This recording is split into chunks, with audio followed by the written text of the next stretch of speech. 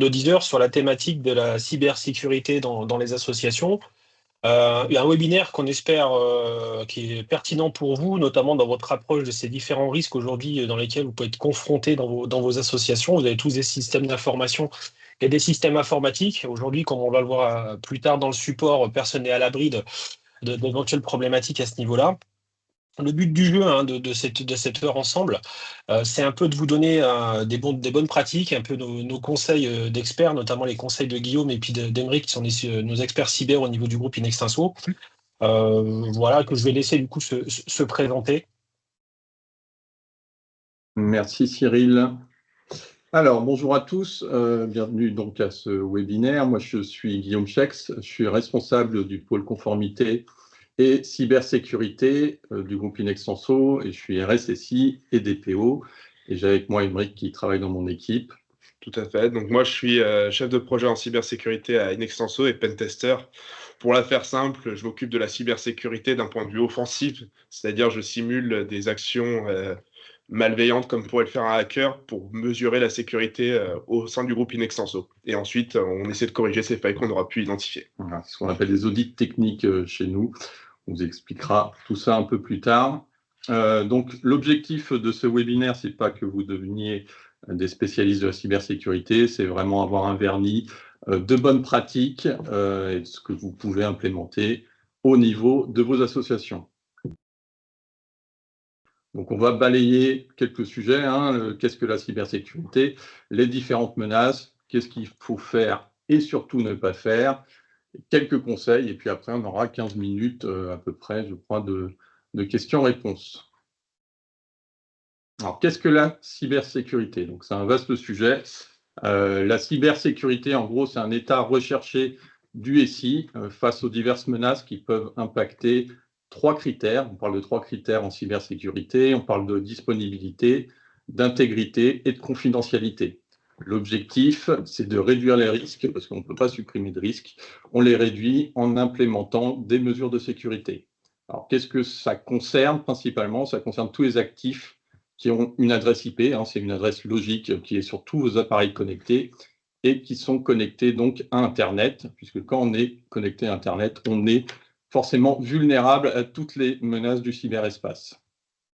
Par rapport au fait de protéger vos associations, vous protégez votre asso, mais vous protégez aussi les membres de votre association, les partenaires, les clients. Bref, vous êtes responsable de tout ça quand vous implémentez des mesures de sécurité et quand vous voulez assurer la cybersécurité au sein de votre association. Et quand on parle d'anticiper un incident, alors pourquoi on dit ça?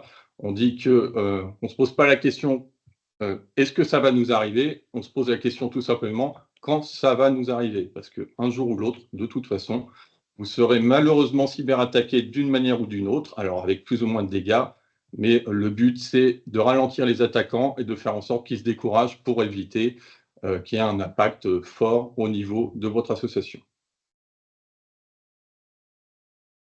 Le contexte actuel,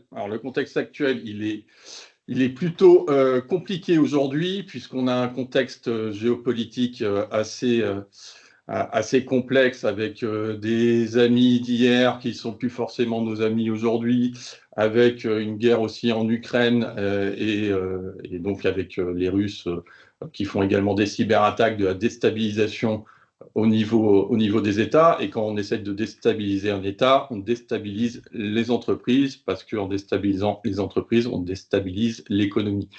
Donc, au niveau géopolitique, c'est compliqué. Au niveau également de l'intelligence artificielle, vous avez tous entendu parler de ChatGPT. Depuis 2 ans, on entend parler d'intelligence artificielle générative. Alors, c'est bien dans un sens parce que ça permet d'être plus productif sur certaines choses, mais par contre, ça aide aussi les hackers à être plus productifs au niveau de leurs attaques. Et notamment, par exemple, on parlera tout à l'heure un peu de phishing. Quand vous recevez des faux mails de fraude, à une époque, on arrivait bien à les déceler parce qu'il y avait des fautes d'orthographe un peu partout. Voilà, il y avait des erreurs grossières qui faisaient qu'on arrivait à les détecter rapidement.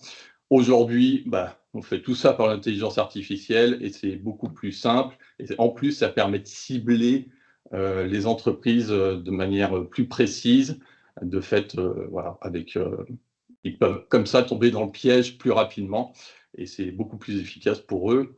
Vous avez également toutes les parties réglementation. Alors, en tant qu'association, vous êtes aussi concerné par le RGPD et avec le RGPD, vous êtes responsable des données personnelles de tous les membres, des clients, on va dire partenaires également.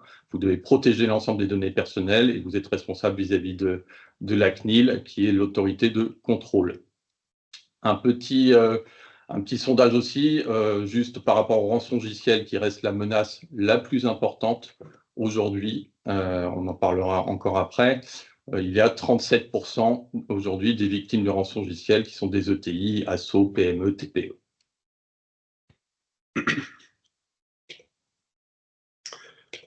Alors, je vais prendre la main sur les différents types de menaces. En tant qu'association, l'un des plus gros dangers va venir notamment de l'extérieur. C'est pour ça qu'on a mis en plus haut le phishing. C'est donc par des mails, par des communications de l'extérieur vers l'intérieur de vos associations qu'il y a potentiellement un vrai risque. Il y a également les smishing, donc c'est la version du phishing, mais par SMS. Il est très important de rester ultra vigilant sur ces mails et de toujours se poser la question sur la légitimité. Comme l'a évoqué Guillaume juste avant, avec l'intelligence artificielle, il est possible de générer du contenu assez rapidement, de manière assez professionnelle et esthétique. Donc l'histoire des fautes d'orthographe à l'époque ne marche plus vraiment aujourd'hui. Par contre, la réflexion reste la même. Est-ce que ce qu'on me demande est légitime? Est-ce que ça sort des process ou non?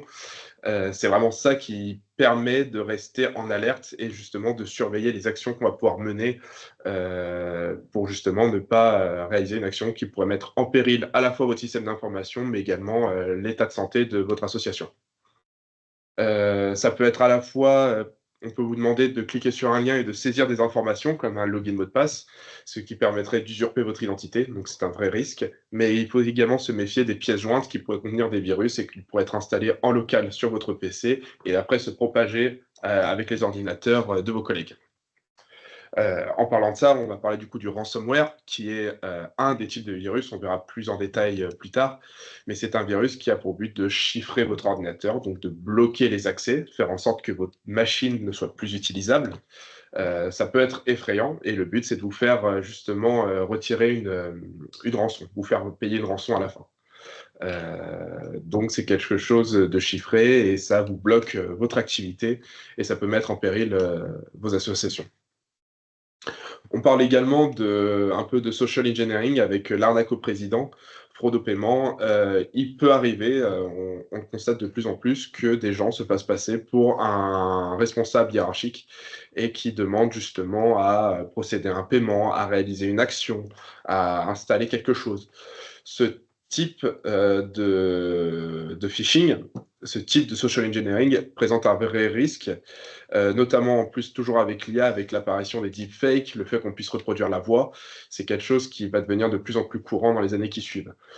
Donc la meilleure solution reste de respecter les process en interne, tous ceux qui seront mis en place. Ça peut paraître réverbatif, mais c'est vraiment le chemin balisé, c'est ce qui vous permet d'éviter de faire des erreurs et donc justement se poser la question de est-ce que la demande qui m'est faite est légitime ou non et est-ce qu'elle respecte les process en interne.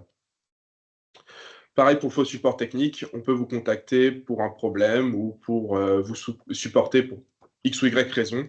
Il faut se demander si on a toujours fait la demande, s'il y a une raison derrière et si c'est le process standard. Est-ce que le support est censé me contacter si je n'ai pas créé de demande? Pas forcément. Donc toujours s'interroger sur la légitimité, essayer d'être parano dans le sens, est-ce que c'est normal qu'on me contacte de cette manière-là pour faire ce genre d'action? C'est vraiment par ces biais-là qu'on peut détecter une fraude. Enfin, la fuite de données, c'est un risque qui n'est pas forcément à votre contrôle. Vous travaillez, je suppose, avec des fournisseurs ou des sociétés externes. Ces dernières peuvent tout autant se faire pirater qu'une association ou qu'une extenso. Donc le risque, c'est effectivement que vos données fuitent. Par exemple, vous travaillez avec une entreprise, cette entreprise se fait pirater.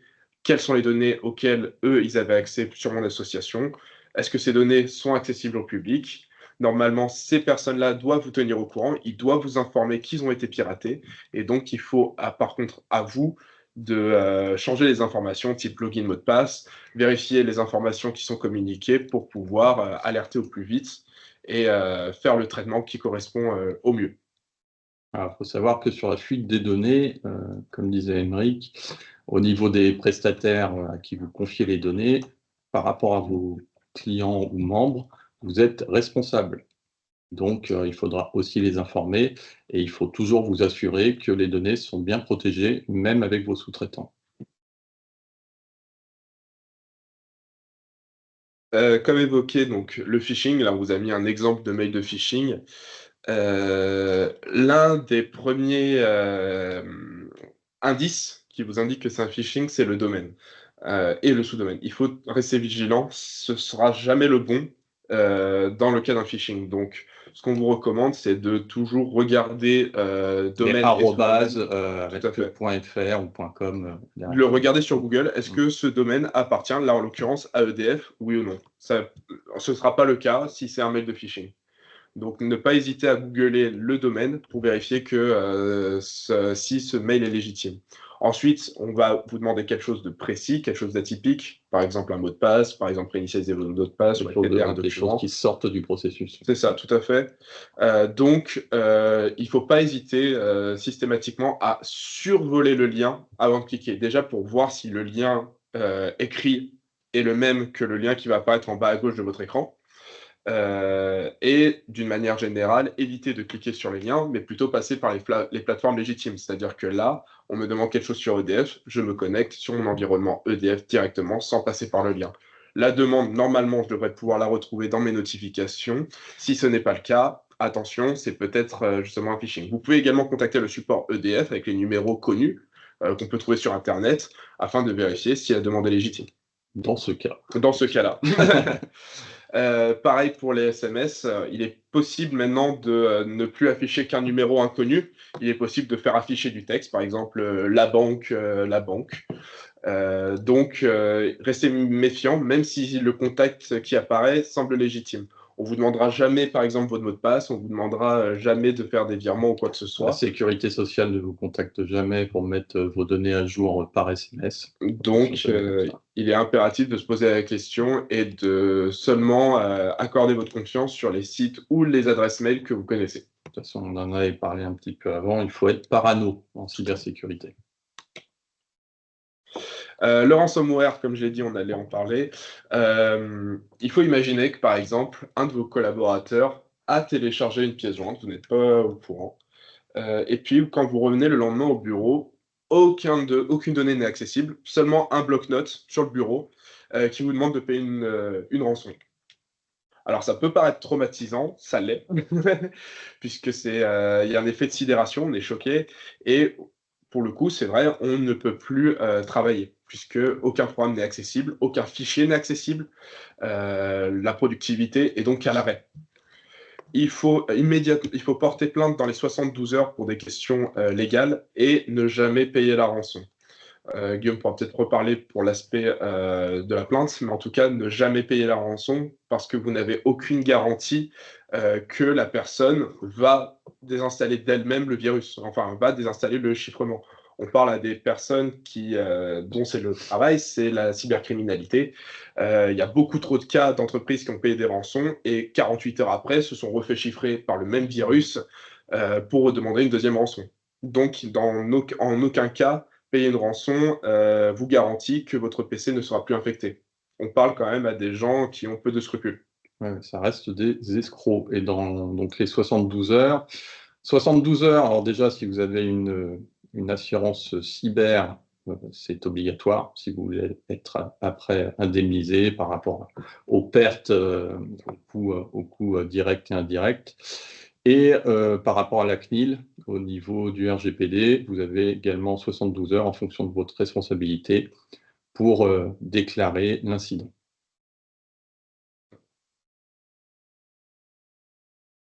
L'ingénierie sociale. Alors là, on est un peu sur autre chose. Hein. C'est pas un virus, on est vraiment sur une technique, on va dire. Des techniques psychologiques, tout à fait, qui jouent du coup sur plusieurs biais. Ça peut être à la fois la peur, comme on l'a vu sur le ransomware, l'idée que vos données puissent être accessibles, les données de vos clients puissent être accessibles sur le dark web. On va jouer sur ce levier-là. On va jouer aussi sur le sentiment d'urgence, en vous mettant par exemple un chrono, et il faut payer la rançon dans les 48 heures, et justement avec une menace derrière. Ça peut être l'appât du gain, bon, même si ça marche plus forcément très bien, mais les jeux concours, par exemple.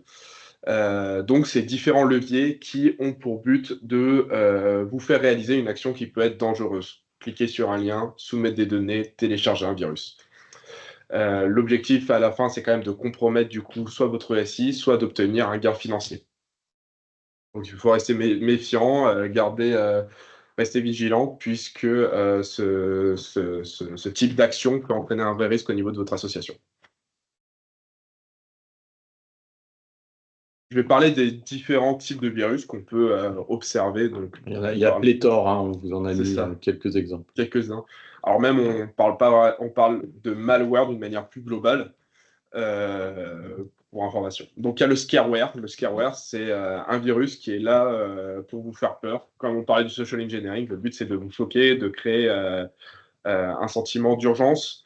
Il peut faire semblant de verrouiller votre ordinateur, mais le but c'est vraiment juste de vous extraire de l'argent en jouant sur des biais humains, dans le but de vous faire réaliser une action frauduleuse, une action dangereuse. Le deuxième, c'est le ver. Donc le ver, c'est un programme qui, lui, pour le coup, se propage en interne sur vos ordinateurs. C'est-à-dire qu'un de vos collaborateurs ou un de vos collègues peut avoir téléchargé ce ver et infecter du coup tous les PC aux alentours. C'est-à-dire que même si vous êtes serein et vous êtes carré et que vous êtes super vigilant sur vos mails, le ver peut se propager parce qu'une des personnes a cliqué, a téléchargé, a exécuté ce programme. Donc c'est quelque chose de très dangereux et ça implique du coup effectivement une vigilance accrue de la part de tous les collaborateurs. C'est un vrai travail d'équipe là pour le coup pour éviter ce type de menace. En ce qui concerne le cheval de Troie, c'est un peu ce qui représente le plus, on va dire, l'imaginaire qu'on peut se faire des hackers, c'est-à-dire vraiment le programme qu'on va installer et qui va donner l'accès à la personne malveillante. C'est littéralement ça, c'est en fait le programme donne l'accès à l'attaquant. De là, il peut faire ce qu'il veut de votre machine.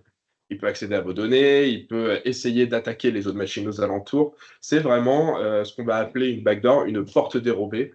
C'est le point d'entrée. Donc l'image du cheval de Troie, c'est littéralement ça, c'est on fait rentrer un programme qui va ouvrir un accès. Qui semble bon, hein, légitime en fait. Hein. Mais qui va ouvrir un accès effectivement vers l'extérieur pour qu'un attaquant puisse rentrer et réaliser ses actions malveillantes de manière autonome. Il y a vraiment un pied dans votre système, dans vos systèmes d'information.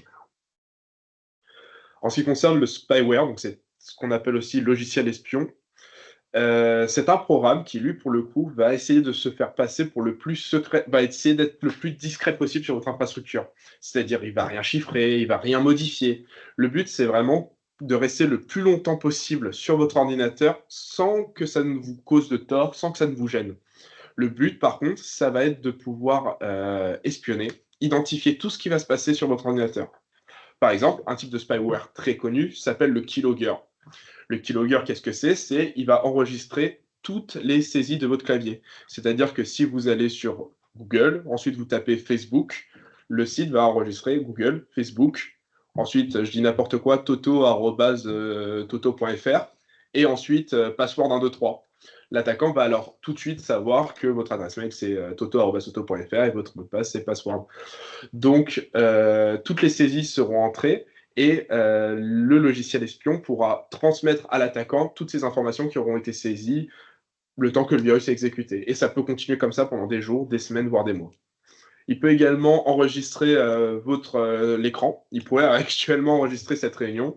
Il peut accéder également à la webcam, prendre des photos à votre insu, espionner également tout ce qui est réseau, tout ce qui échange avec votre machine, donc tout ce qui pourrait être imprimé. Donc c'est vraiment un logiciel qui est caché, qui a pour but de transmettre de l'information à l'attaquant. Je répète, hein, tout ce qui est interconnecté est piratable en fait. Tout ce qui est interconnecté. Donc ça, voilà, il peut y avoir des conséquences un peu sur tout. Alors, risque et impact au niveau d'une association. Donc, alors, globalement, le budget sécurité, c'est un budget qui peut être assez élevé, hein, puisque voilà, c'est des investissements qui sont somme toute importants. Cependant, on peut quand même faire le nécessaire avec des mesures qui sont jamais suffisantes, mais en tout cas qui peuvent combler certaines vulnérabilités et éviter certaines menaces. Si les protections, donc aujourd'hui, sont insuffisantes, forcément, en cas de cyberattaque, on disait tout à l'heure, il y a un effet de sidération. Par la suite, c'est quoi les conséquences? Donc, un impact financier forcément important, parce que déjà, vous pouvez avoir des problèmes, vous ne pouvez pas payer notamment vos fournisseurs. Au niveau de l'image, ça peut être complètement désastreux, parce que si on apprend, par exemple par la presse, qu'une association a été cyberattaqué, on va se poser la question, vos membres, vos clients vont se dire comment ça se fait, mes données, elles ne sont pas assez protégées chez vous, donc forcément je vais soit porter plainte par la suite, soit quitter aussi l'association. Donc ça peut avoir des conséquences assez effroyables, avec en conséquence dramatique la fermeture de l'association. Et les réputations, quoi. La réputation fait mal. Surtout que, alors il y a aussi le contexte réglementaire. Si toutefois vous avez un problème au niveau des données personnelles que vous n'avez pas assez protégées, s'il y a une plainte portée, une notification portée à la CNIL en plainte, la CNIL peut aussi mettre un post sur LinkedIn. Et en gros, c'est the wall of shame, hein. Malheureusement, on dit voilà, cet assaut est mal protégé et en tout cas n'était pas conforme au RGPD, et ça a eu des conséquences. Alors, les choses à ne pas faire. Donc, c'est vraiment des petites astuces qu'on va essayer de vous donner pour, en tout cas, donner quelques clés, quelques bonnes pratiques, des choses qui peuvent être risquées et des choses qui peuvent justement vous protéger et renforcer votre sécurité. Le premier, c'est mélanger le pro et le perso. Il y a une pratique qui est assez connue dans le monde des TPE, PME, surtout quand on n'a pas forcément de fonds. Ça s'appelle le Bring Your Own Device, ou le fait d'apporter son matériel personnel à des fins professionnelles. C'est une méthode qu'on ne recommande pas, qui peut s'avérer très dangereuse, puisque le fait de mélanger le pro et le perso ne permet pas du coup de sécuriser les entrées, tout ce qui rentre sur le poste. Donc, ce genre de pratique présente à la fois un risque pour l'association et à la fois pour le matériel du collaborateur. Si vous avez par contre 2 PC différents, donc déjà c'est une très bonne chose, mais on conseille quand même de mesurer votre activité et de se restreindre sur l'activité personnelle, sur les choses qui peuvent être perso sur les ordinateurs du professionnel et vice-versa. Par exemple, on ne va pas utiliser une clé USB personnelle sur un ordinateur du bureau.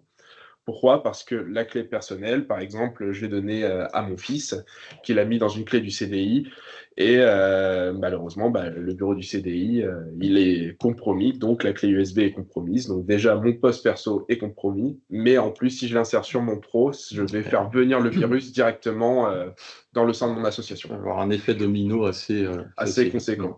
Pareil pour l'ouverture des mails, je vais essayer d'éviter d'ouvrir des pièces jointes ou de cliquer sur des liens avec mon adresse mail perso sur mon PC du pro et vice-versa, afin de vraiment pouvoir également identifier d'où vient la menace, d'où vient le risque, et de vraiment faire une séparation entre les deux. Alors, vous avez également se connecter à un Wi-Fi public. On en parle souvent de ça, mais donc c'est à proscrire si vous n'êtes pas doté notamment d'un VPN, hein, qui est un petit logiciel qui permet de créer un canal sécurisé entre vous et l'application et les données à accéder. Donc c'est des données après qui deviennent chiffrées, mais tous les Wi-Fi ne sont pas correctement sécurisés. Donc c'est à éviter totalement, éviter donc le TGV, mais en même temps il ne marche pas toujours. Il n'est pas toujours performant. Voilà, le McDo, alors pourquoi? Parce que vous pouvez avoir aussi des pirates qui vont créer autour du McDo un fake, hein. un McDo, par exemple, Saint-Germain, dans le quartier de Saint-Germain à Paris, McDo Saint-Germain, vous allez vous dire, ah ben super, ah ben en plus, j'ai pas besoin de mot de passe. Génial, je peux m'y connecter Bingo. sans problème. Voilà, ben, vous serez connecté sur un Wi-Fi pirate et ben, ça lui permettra de récupérer des informations et Tout à fait. potentiellement affecter aussi votre Machine. poste de travail. Effectivement. Donc, et alors qu'effectivement, le VPN, comme disait Guillaume, va justement chiffrer vos données et donc un attaquant ne pourrait rien intercepter. C'est vrai, le vrai risque des Wi-Fi publics, c'est qu'on ne maîtrise pas en fait qui est connecté en même temps. Donc il y a potentiellement des personnes mal intentionnées. Est-ce qu'il y a des machines aussi qui sont compromises sur le même réseau et qui peuvent auditer? On parlait encore du logiciel espion au tout début de cette présentation. Le logiciel espion peut écouter ce qui se passe. Donc même votre PC qui est connecté au même réseau que l'appareil infecté. Et voilà, il y a effectivement les faux Wi-Fi qui permettent d'intercepter, mais alors là, tous les échanges, donc il y a un vrai risque. Donc, s'assurer que c'est le bon Wi-Fi et utiliser des canaux sécurisés, privilégier le HTTPS, les protocoles Quand on parle de sécurisés. chiffrer, c'est rendre illisible en fait le trafic. Parce que tout ce qui est HTTP, par exemple, c'est vraiment, on dit que c'est vraiment en clair sur le réseau, mais c'est littéralement en clair sur le réseau. C'est-à-dire que toutes les informations on peut lire les sont informations. Tout à fait. Avec des outils adaptés, il est possible de lire ce qui est échangé. L'autre point, croire qu'on n'est pas concerné, donc Guillaume le disait au tout début de la présentation, croire qu'on n'est pas concerné, que ça arrive toujours aux autres, c'est idyllique. La question n'est pas de savoir si ça va nous arriver, mais quand, c'est tout à fait juste. Donc, adopter les bons comportements va mieux vous protéger, et comme on en parlera peut-être plus tard, mais des attaquants, c'est comme une entreprise, c'est-à-dire il faut mesurer si c'est pertinent de vous attaquer ou pas. Plus ce sera difficile, moins il y a de chances que l'attaquant arrive à son but, qui est de vous extraire des informations, d'extraire de la donnée, de gagner un gain financier. Sur le côté partager ses comptes et mots de passe, donc ça paraît aussi évident. J'aime bien rappeler que partager un compte et un mot de passe, c'est un peu si on partageait un sous-vêtement, on ne le fait pas. Voilà, ça reste très personnel et on ne mélange pas, on est encore aussi dans le mélange pro-perso. On n'utilise pas un compte pro pour accéder à des espaces personnels et vice-versa. Bien penser à avoir une complexité minimale au niveau du mot de passe, une longueur minimale qui est recommandée par l'ANSSI, qui est de 12 caractères, mettre des chiffres, des caractères spéciaux, voilà, des minuscules, des majuscules. Et faites attention en plus, voilà, essayez de retenir. Alors, il y a diverses manières. Hein, vous pouvez utiliser une chanson d'un groupe méconnu. Essayez de remplacer aussi des lettres et des lettres par des chiffres également. Alors, attention, parce que maintenant, les pirates aussi se sont adaptés. C'est ce qu'on appelle le lead speak. C'est-à-dire que si vous mettez un arrobase, ils vont savoir que c'est un A. Si vous mettez un 3, ils vont savoir que c'est un E. Voilà, il y a quelques ressemblances. Donc, dans les combinaisons, quand ils font des attaques, notamment ce qu'on appelle les attaques par brute force, ils vont essayer aussi ce type de combinaison, ce qui ferait que voilà, ils pourraient également trouver le mot de passe. Donc voilà, mot de passe unique également pour chaque compte. Enfin, travailler directement avec un compte administrateur présente un risque. Il est recommandé d'utiliser des comptes utilisateurs dans l'activité de tous les jours, c'est-à-dire pour l'activité de l'association, j'ai pas besoin d'installer de programme, j'ai juste besoin d'ouvrir mon Excel, j'ai besoin d'accéder à mes boîtes mail. Il faut privilégier un compte qui a, entre guillemets, des droits un peu plus faibles que des droits administrateurs. Donc, effectivement, ça peut s'avérer, ça peut restreindre, effectivement. Mais par contre, si vous exécutez un virus ou si quelqu'un a réussi à compromettre votre compte, il sera aussi restreint sur la machine. D'où l'intérêt. Alors qu'avec un compte administrateur, effectivement, vous avez tous les droits, donc vous pouvez installer ce que vous voulez, vous pouvez modifier votre machine, mais le programme le peut aussi. Donc, utiliser un compte à faible privilège permet également au programme qui est installé d'avoir des privilèges un peu plus faibles et donc de rendre l'attaque un peu moins efficace. C'est pourquoi on recommande d'utiliser vraiment deux niveaux. L'administrateur pour des actions bien précises. Je souhaite installer un programme dont j'ai de la confiance, je sais qu'il est légitime. Par contre, si j'ai un doute, si j'ai quoi que ce soit, utilisez un compte utilisateur pour ouvrir une pièce jointe, pour un échange de mail avec un de vos collaborateurs, pour ouvrir un Word qu'on m'a donné. privilégier un compte à faible privilège. On le redit, hein, les pirates vont passer par le chemin le plus facile. Ça, c'est important. Ils s'intéressent à deux choses. Donc, la facilité d'accès à votre SI et de pirater le SI, et également le fait que vous pouvez payer. Et ne vous inquiétez pas, ils s'adaptent toujours, ils font de belles études là-dessus. Ils ne demandent pas forcément des millions pour une asso. Ils sauront adapter aussi la rançon, sachant que, voilà, après l'avoir étudié, ils savent que vous pouvez la payer. Les choses à faire. On est dans la contre-mesure, hein, pour le coup. Utiliser des mots de passe, utiliser des mots de passe robustes et uniques. Hein, j'en ai parlé un petit peu avant. Vraiment, voilà, trouver des mots de passe complexes, faire attention, ne pas utiliser, par exemple, on voit souvent quand vous vous connectez à des applications, ils vous proposent, voulez-vous vous connecter avec votre Gmail? Ben non. Alors pourquoi Gmail ou Facebook ou compte Facebook? Pourquoi? Parce que s'ils trouvent à un certain moment votre compte Facebook ou votre compte Gmail, eh ben, ça lui ouvre toutes les portes derrière. Donc, choisissez à chaque fois un compte et mot de passe unique. En ce qui concerne l'authentification multifacteur, donc pour identifier une personne, il y a plusieurs manières de l'authentifier, plusieurs preuves à apporter. Donc, l'un des premiers facteurs, c'est ce que l'on sait comme un mot de passe. Normalement, vous êtes la seule personne à connaître votre mot de passe, donc ça prouve votre identité. Nous, ce qu'on vous recommande, c'est d'utiliser du coup deux facteurs. On peut jouer par exemple sur ce que l'on possède, un téléphone. Mon téléphone, je suis le seul à le posséder, et donc il m'envoie un code, un numéro de téléphone. Par exemple, je vais recevoir un SMS ou je vais recevoir un mail. Ou encore mieux, j'ai Google Authentificateur qui est relié à mon téléphone, donc ça me génère un code en live. Il y a aussi ce que l'on sait faire, par exemple une signature, un peu plus compliqué à mettre en œuvre pour une double authentification, mais on a également les paramètres biométriques, c'est-à-dire par exemple une empreinte digitale, l'iris de l'œil, tous ces facteurs qu'on ne peut pas imiter. Donc utiliser deux facteurs pour s'authentifier permet en théorie de rendre votre compte nettement moins vulnérable qu'avec un mot de passe simple. Sensibiliser, donc tout ce qui est formation, sensibilisation, c'est nécessaire et très important puisque la faille principale, la première faille, c'est l'humain. Hein. Au bout du compte, si on prend l'exemple du phishing, celui qui a cliqué sur le mauvais lien, c'est un être humain. Donc la sensibilisation est très importante. Vous pouvez voilà, faire des petites formations. Il y a des supports qui sont proposés notamment sur le site de la CNIL, le site de l'ANSSI. Après, on verra cybermalveillance aussi.gouv.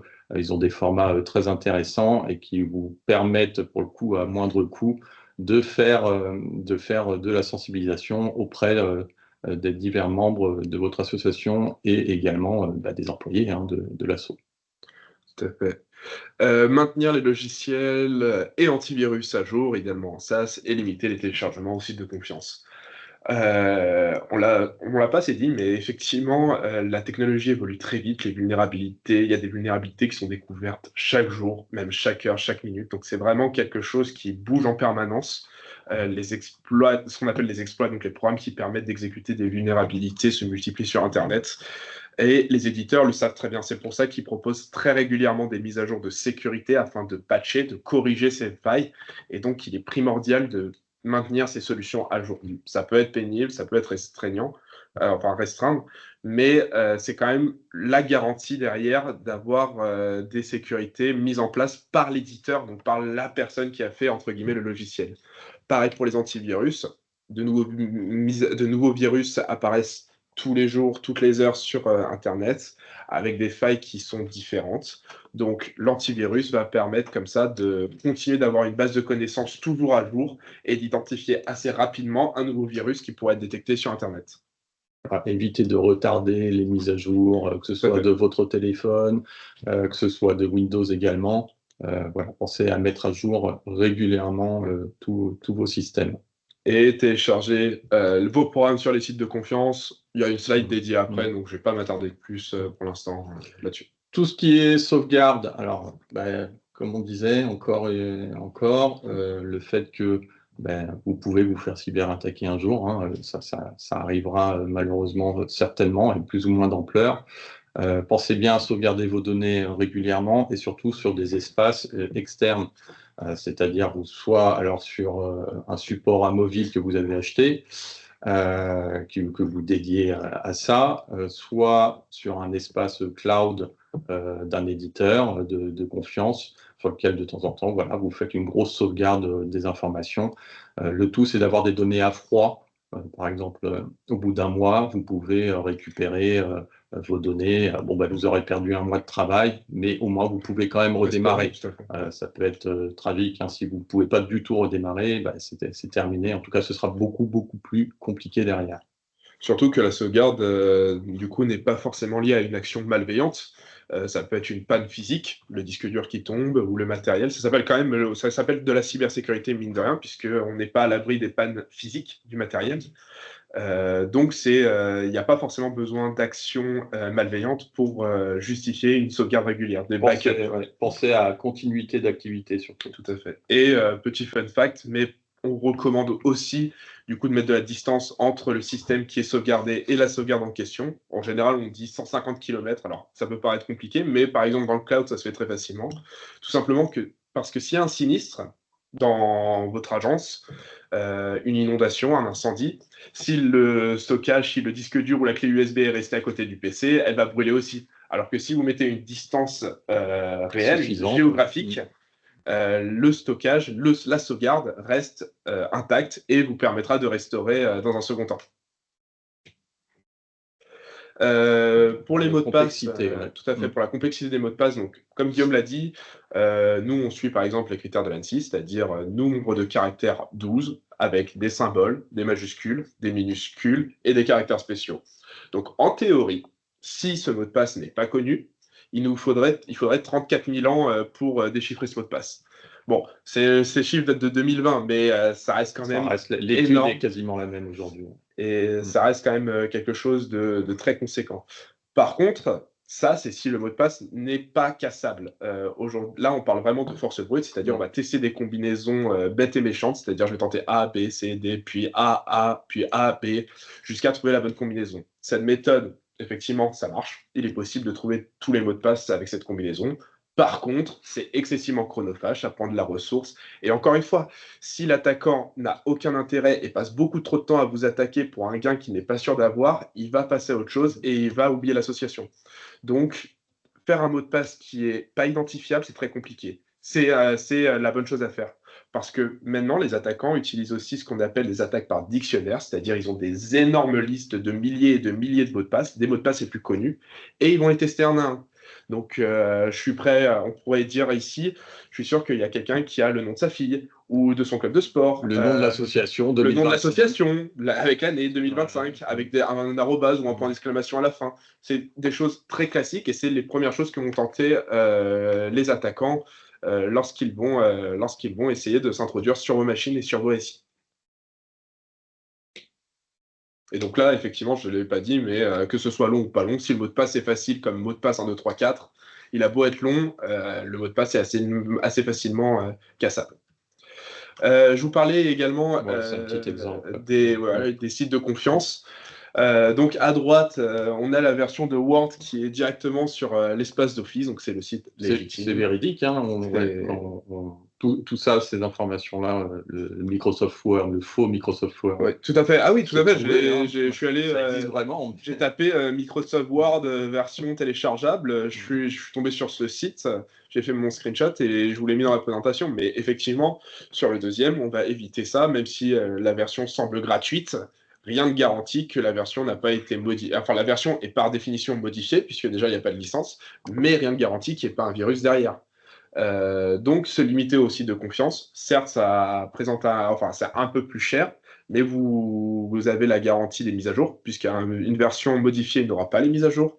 Le support de l'éditeur et justement une garantie que le logiciel est fiable, tout simplement. Voilà, est fiable, justement, qu'il n'y ait pas de logiciels tiers qui vont être installés. Et cheval de Troie. Un cheval de Troie, tout à fait. 35% des attaques proviennent de la mise en place d'applications non approuvées, c'est vrai, et donc se limiter au site de confiance pour télécharger et installer avec des comptes administrateurs pour pouvoir installer sur votre machine. Si vous n'avez pas confiance, c'est qu'il y a potentiellement un loup. Sur les supports USB, Alors, ouais, on a fait un petit slide dessus, puisque tout ce qui est support, disque externe, ça demande une vigilance, forcément. Ne prenez pas, ne vous faites pas prêter de clés USB, ne vous faites pas offrir aussi de clés USB. Faites très attention parce que si vous n'êtes pas sûr de l'origine, ça peut avoir des conséquences effroyables sur votre machine. Donc voilà, toujours utiliser des clés USB distinctes également sur les usages perso pro, comme on disait tout à l'heure, hein, un risque de propagation très rapide au niveau de vos appareils. Tout à fait. Et acheter, voilà, on l'avait mis aussi, si vous avez besoin d'une clé USB, vous allez l'acheter. Tout à fait. Et comme ça, vous serez sûr de son origine et le fait qu'elle ne soit pas potentiellement infectée. Avec le USB qui sort de son carton, tout simplement. On sait qu'elle n'a pas été altérée. C'est très facile, hein, les clés USB. Hein. Il y a les key drops. Hein, c'est vrai, USB key drop, c'est une technique que les attaquants font, ou même lors ce qu'on appelle les exercices de Red Team, c'est-à-dire des simulations d'attaque. Les personnes, les attaquants vont exprès laisser des clés USB et attendre tout simplement que la personne branche l'ordinateur et ainsi compromet la machine. C'est très simple à mettre en œuvre. On fait tomber des clés USB et il y a des grandes chances quand même que quelqu'un va la brancher. C'est rare que les personnes jettent la clé USB directement à la poubelle. Les réflexes en cas de cyberattaque.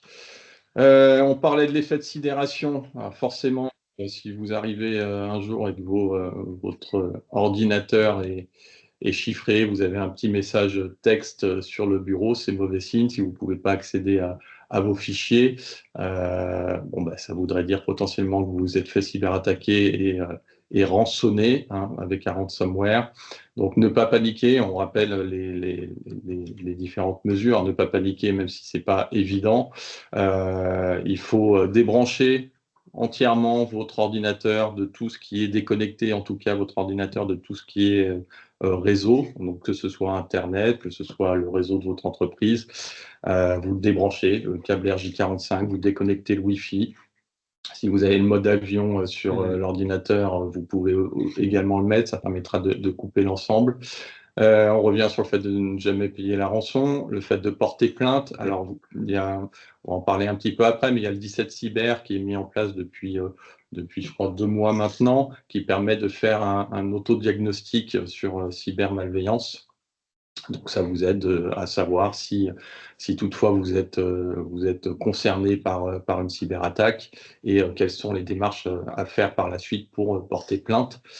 Tout ce qui est donc autorité, police, CNIL, et également informer vos employés, les membres, tous les adhérents de votre association. Je vais juste vraiment aussi reparler effectivement de l'importance d'isoler l'ordinateur en cas d'infection. Si vous détectez que quelque chose est en train de se passer sur votre ordinateur, le fait de ne pas éteindre la machine est essentiel en fait. Parce que déjà, la débrancher du réseau, c'est très important puisque ça évite que le virus se propage si on ne redémarre pas et on n'éteint pas. Tout à fait. Donc, on isole du réseau, la machine, elle ne doit plus être accessible. En plus, si l'attaquant type cheval de Troie est rentré sur la machine, vous lui coupez l'accès. Par contre, toutes les preuves restent stockées sur vos machines. Toutes les actions qui ont été réalisées, il y a des journaux qu'on appelle des logs qui sont enregistrés sur vos machines. Le risque étant d'éteindre la machine serait de supprimer ou d'enlever une partie de ces informations. Des fichiers temporaires en fait qui se sont générés et qui seraient effacés après redémarrage. Tout à fait. Donc c'est pour ça qu'il faut que la machine reste allumée, pas connecté à Internet, mais ça va permettre ce qu'on appelle ensuite une étude forensique, enfin du rétro-engineering, d'identifier ce qui s'est passé sur la machine pour identifier d'où c'est parti, identifier ce qui s'est passé, potentiellement identifier ce qui a été récupéré. Donc, isoler la machine est très important. On débranche et on ne l'éteint pas. Voilà. Ouais, ça permettra de connaître donc l'origine, quels sont les cyberattaquants, et puis également ça servira de preuve hein, après au niveau des autorités, au niveau de votre assurance. Tout à fait. Alors tout ce qui est se former, donc on a en France la chance d'avoir et d'avoir divers organismes qui nous aident au niveau de la sensibilisation cyber. Le site cybermalveillance.gouv.fr, c'est orienté particulier, mais aussi petites entreprises, PME. Donc, il y a des guides, il y a, comme je disais, il y a des affichettes, il y a plein d'outils de sensibilisation qui permettent de vous aider et de vous accompagner pour tout ce qui est formation, donc sensibilisation autour de la cyber. Le 17 Cyber, qui est lié à cybermalveillance, j'en ai parlé avant, donc il permet de faire un diagnostic. Quelques outils gratuits, alors gratuits entre guillemets, hein, puisqu'on n'est pas... c'est jamais gratuit, mais par contre, ça peut être des utilisations limitées. Par exemple, un gestionnaire de mots de passe où vous avez le droit à 2 comptes, des antivirus, des VPN. Bref, il existe voilà, des outils qui permettent de faire le minimum, en tout cas, et qui peuvent être très utiles. Mais pourquoi pas après passer sur les versions payantes, en tout cas pour essayer. Oui, bien sûr, bien sûr. Après, alors, quelques sites internet qui sont intéressants. Oui, tout à fait. On a, alors ça, ce que vous pouvez le faire de suite, c'est le site Have I Been Pwned, qui est un site avec juste un petit encart où vous saisissez votre adresse mail. Vous pouvez à la fois le faire sur le pro et le perso. Et il va vous indiquer si votre mot de passe est connu, si elle apparaît sur des fuites. Moi, à titre personnel, ça m'est déjà arrivé qu'un de mes mots de passe fuite, mais ce n'est pas de ma faute, c'est le site qui s'est fait pirater. Donc, c'est un mot de passe qui est chiffré, mais qui est accessible. Donc, il faut immédiatement le changer. Malheureusement, vous n'avez pas la main sur le fait que votre éditeur soit fait pirater. Donc, peu importe la sécurité que vous mettez en place, si le site sur lequel vous avez saisi des informations a été compromis, ces données sont accessibles, même si vous avez respecté toutes les règles. Donc, ça permet de savoir un peu ce qui se passe, savoir si on a été attaqué, si nos données sont en ligne, et c'est pourquoi il est très important également d'avoir des mots de passe différents. On a également Bonjour la fuite, ça peut prêter à rire, mais c'est un site internet qui existe depuis peu et qui permet de voir les différentes fuites de données, données sensibles ou autres des entreprises. Donc, par ce lien, vous savez donc toute l'actualité au niveau des fuites de données, par exemple que Free a une fuite de données, La Poste, bref, des entreprises assez connues. Et donc, si vous êtes potentiellement client de ces entreprises, ça peut être intéressant de les contacter pour savoir si vous êtes concerné ou pas. Et enfin, NordPass, vous avez un doute si votre mot de passe c'est assez robuste ou vous voulez essayer de changer de mot de passe. C'est estonien, il me semble, NordPass, donc c'est dans l'Union européenne, vous inquiétez pas. Et le but, c'est juste de voir s'il y a déjà eu des fuites avec ce mot de passe, si ce mot de passe est déjà connu, s'il est assez complexe, et une estimation de combien de temps il faudrait pour le casser. Donc, si vous voulez vous amuser à faire des tests, voir si vous êtes assez robuste, vous pouvez également saisir vos données. Il n'y a rien d'enregistré, c'est juste normalement pour voir si ce mot de passe est connu ou non. Il va juste interroger, il ne va rien écrire. Voilà, on le disait, il est important que vous choisissiez des logiciels de l'Union européenne. Alors, on est un peu pieds et poings liés avec Microsoft, mais si vous avez la possibilité après pour les logiciels tiers, faites en sorte de choisir des outils qui appartiennent à l'UE. Voilà, on a fait 49 minutes. Un peu plus. Merci messieurs pour votre bel exposé. On a quelques questions pour vous posées dans le chat. Alors là, je vous les livre les unes après les autres. Est-ce qu'on peut nettoyer une clé USB ou un disque externe qu'on ne connaît pas pour être sûr de pouvoir l'utiliser?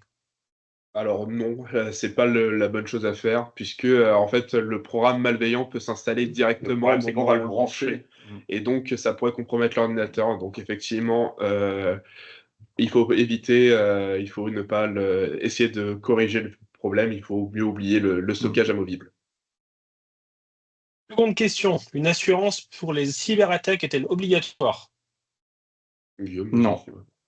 Non, elle n'est pas du tout obligatoire. Par contre, elle est aujourd'hui vivement conseillée par rapport au nombre de cyberattaques qu'il peut y avoir aujourd'hui. Tout à fait.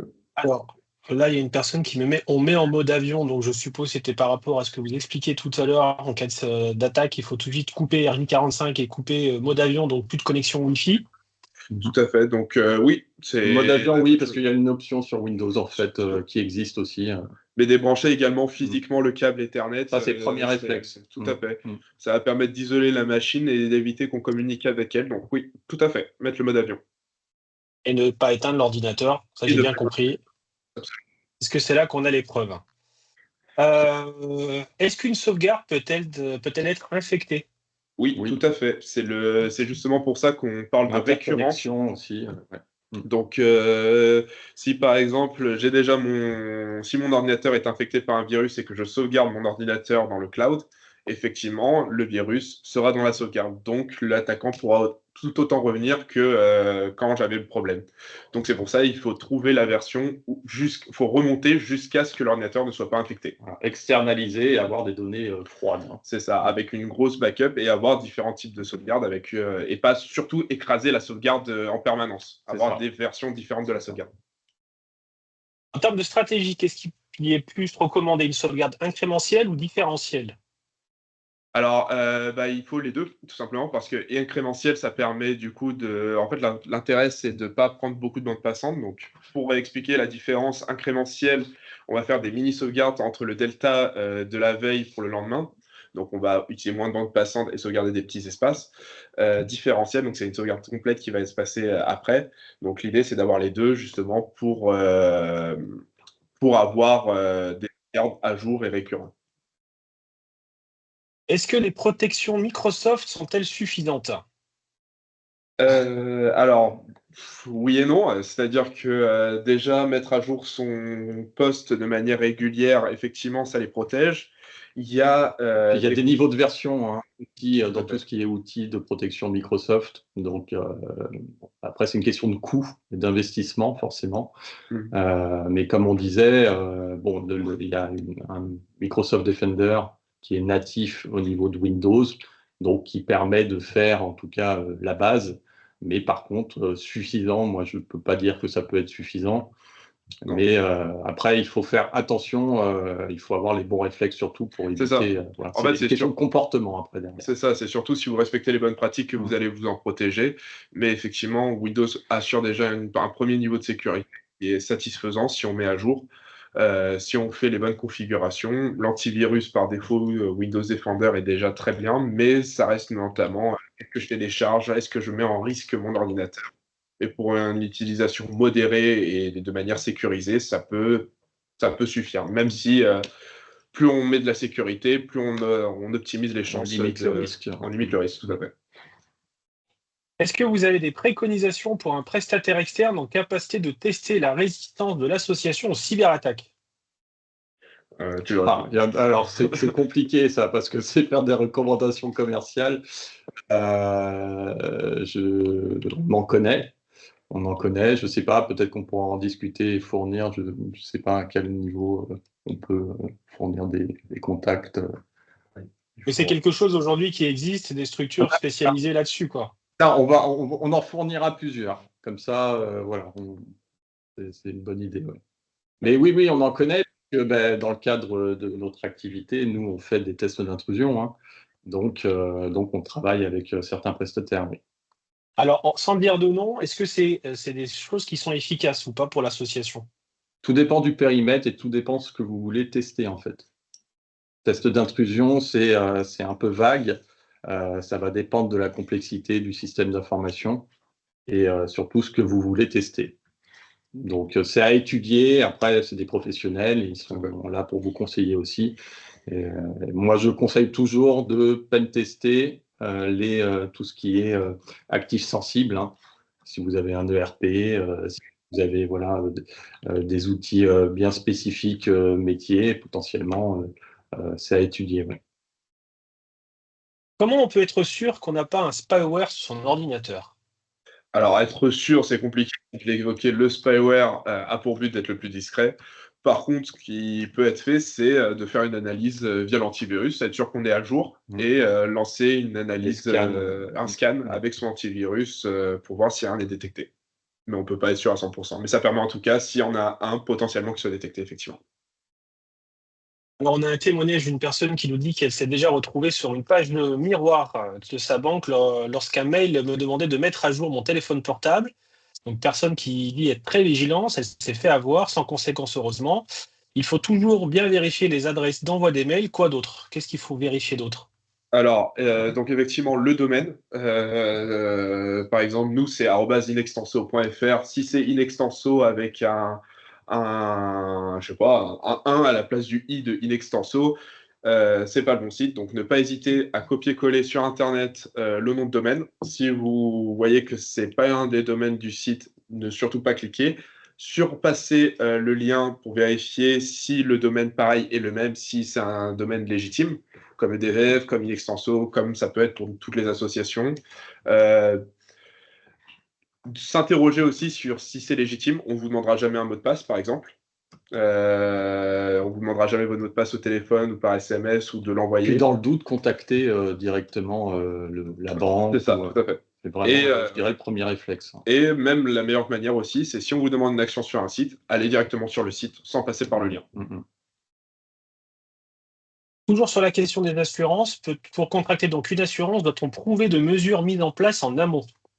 Alors, mettre des mesures en place, ça permet souvent de réduire le coût, puisque les assureurs, forcément, vous enverront un petit questionnaire de sécurité qu'il faudra remplir et ils établiront leur devis, on va dire, en fonction de ça. Donc oui, c'est toujours une bonne chose, en tout cas, de prouver qu'on est dynamique et en mouvement au niveau de la cybersécurité. Donc il y avait une question toujours sur l'assurance, mais on y a déjà répondu. Est-ce qu'elle est obligatoire? Tu avais répondu non, Guillaume, de mémoire. Oui, oui. Même si je pense qu'aujourd'hui, de plus en plus d'assurances doivent intégrer cette partie cyberattaque dans. Oui, et puis il y a même des ces- assurances qui sont spécialisées, hein. C'est vraiment leur cœur de métier. D'accord. À quelle périodicité faut-il sauvegarder ces données sur un disque dur externe? C'est toujours variable. Plus vous sauvegardez, plus du coup vous avez des versions qui sont récentes. Donc en cas d'attaque, si ça tombe un jour et que la version d'avant est totalement saine, effectivement, ça permet de ne pas perdre ce delta. Par contre, en fait, c'est toujours une mesure coût-efficacité. Le tout, c'est de savoir combien d'argent vous êtes prêt à mettre, puisque forcément, plus vous avez de sauvegarde, plus vous avez besoin d'un stockage qui est important, et aussi besoin de temps et de bande passante pour faire, enfin, pas forcément, parce que si c'est un stockage local, il n'y a pas besoin de bande passante, mais c'est toujours le coût que vous voulez y mettre. Si vous voulez faire des sauvegardes régulières pour augmenter votre sécurité, il va vous falloir un stockage plus important. Si vous voulez faire quelque chose de plus hebdomadaire, par exemple, forcément, vous divisez vos sauvegardes par 7. Et donc, forcément, vous avez besoin de moins de stockage à la fin. Le sujet des mots de passe, quand on a un prestataire informatique qui gère l'installation de tous les logiciels, est-ce qu'il a le droit d'avoir nos mots de passe? Alors, c'est pas obligatoire du tout. Moi, je conseille toujours de bien cadrer votre contrat avec ce prestataire. Ça, c'est essentiel. Il faut qu'il y ait des clauses de confidentialité et des clauses liées à la sécurité. Donc, c'est quelque chose qui peut être mis dans le contrat, hein. Ça, c'est pas un souci. Et non, c'est pas une obligation. Pas une obligation. Il n'est pas voilà, forcément en droit d'avoir le mot de passe, le compte administrateur pour faire les manipulations. Dernière question du chat. Entre une sauvegarde NAS2 disque et une sauvegarde externalisée, laquelle serait préférable pour une association? Alors, préférable, en fait, c'est toujours une question un peu, comment ça s'appelle? Il n'y a pas vraiment, en fait, Des avantages et inconvénients. d'avantages et inconvénients. En fait, c'est comment vous mettez en place la stratégie derrière. Un as de disque, déjà, par exemple, un as de disque, ça veut dire plusieurs choses. Ça veut dire on peut faire soit ce qu'on appelle, alors, sans rentrer dans du technique, mais par exemple, il est possible d'avoir des disques qui sont des copies conformes, un disque qui est la copie conforme du deuxième, donc ça évite les risques physiques qu'un des deux disques meure. Est-ce qu'on fait des disques qui sont cumulés pour avoir un espace de stockage plus grand? Est-ce que, par contre, sauvegarde externalisée, je suppose qu'on parle de cloud ou d'un espace de stockage ailleurs, ça a un coût. Donc le tout, c'est juste la stratégie que vous voulez adopter. Il n'y a pas de bonne ou de mauvaise réponse. En fait, les deux peuvent servir. Pour de la donnée qui peut être accessible rapidement, un NAS est plus pertinent. Une sauvegarde pour de la donnée froide ce sera aussi très pertinent parce que, comme je l'ai dit, sur un sinistre, la sauvegarde qui sera externalisée ne sera pas impactée par le sinistre, alors que le disque, s'il est dans vos locaux et qu'il y a un incendie, les deux données meurent. Donc, c'est la stratégie que vous voulez mettre en place. Il n'y a pas de bonne ou de mauvaise manière, c'est juste savoir qu'est-ce que vous voulez sauvegarder, identifier le risque qui peut être assorti avec la manière dont vous stockez la sauvegarde, et voilà. La prise en main à distance d'un poste est-elle un risque supplémentaire? Oui. Alors, la prise en main d'un poste est-elle un supplémentaire? En fait, ça dépend surtout à qui on s'adresse. On parlait de faux support technique tout à l'heure, en fait. Si le support, si c'est votre support technique, votre infogérant, vous êtes sûr que c'est la bonne personne, le bon interlocuteur, en théorie, vous êtes protégé par un contrat qui vous protège. On n'est pas à l'abri d'une erreur, mais c'est dans le cadre d'une prestation. Par contre, effectivement, confiance qui a été établie pour faire les prises en main. Par contre, effectivement, il y a par exemple des configurations qui permettent, par exemple, de prendre la main à distance sur vos postes, et il faut voir si c'est nécessaire. Par exemple, sur Windows, on a ce qu'on appelle le port RDP. Je vais essayer de ne pas rentrer trop dans le technique, mais on a des ports qui permettent d'ouvrir à distance à la machine. Il faut se poser la question, est-ce que c'est pertinent que ce port, cet accès soit ouvert, ou est-ce qu'il vaut mieux que je le désinstalle, puisque ça peut présenter ça peut être une porte d'entrée, c'est une porte d'ailleurs. Par contre, bonne pratique, si il y a une intervention à distance, vous surveillez l'intervention. Vous êtes présent pendant l'intervention, pendant la prise en main. C'est ça, oui. Restez en face du bureau, tout à fait. C'est plus... Okay. Alors, dernière question, puisque en termes de timing, on dépasse l'heure qui est convenue. Encore un témoignage. Je me suis fait voler ma voiture. Mes disques pro et perso étaient momentanément dans mon sac à dos, dans mon coffre. Dommage. Quelles bonnes habitudes à adopter en extérieur quand on n'est pas au bureau, week-end ou vacances? Alors, ne pas exposer déjà son ordinateur. Alors, je ne sais pas s'il était sur la banquette arrière ou s'il était dans le coffre. Globalement, il faut le mettre dans le coffre. C'est la voiture qui a été volée complètement, vraisemblablement. Alors, c'était le package complet. C'était le package, oui. Alors là, malheureusement, de bonnes... oui, protéger. Il existe par exemple non, mais par exemple pour le pro, chez nous, par exemple à Inextenso, on a des coffres forts, enfin des coffres où nos ordinateurs peuvent être stockés, verrouillés. Si tu embarques ton ordinateur en vacances. Oui, bien sûr. Donc non, mais là c'est compliqué. Hein. C'est compliqué. Le tout, c'est faire en sorte qu'on puisse pas voler son protéger au mieux. Voilà, éviter potentiellement de prendre son ordinateur pendant les vacances. Mais oui, là la voiture, bon, c'était une conséquence d'avoir l'ordinateur dedans. Ah oui, bon, je vois la suite. c'est pas mal. Ouais. Bon, au moins, si elle est carbonisée, c'est que les données ont été carbonisées avec. Il n'y a plus de risque. C'était la voiture qui était ciblée, pas les ordinateurs. Oui, c'est ça. C'était la conséquence. Bon, très bien. En tout cas, un grand merci à vous, messieurs, pour cette belle présentation. Merci à vous. Je pense qu'on a tous appris plein de choses grâce à vous.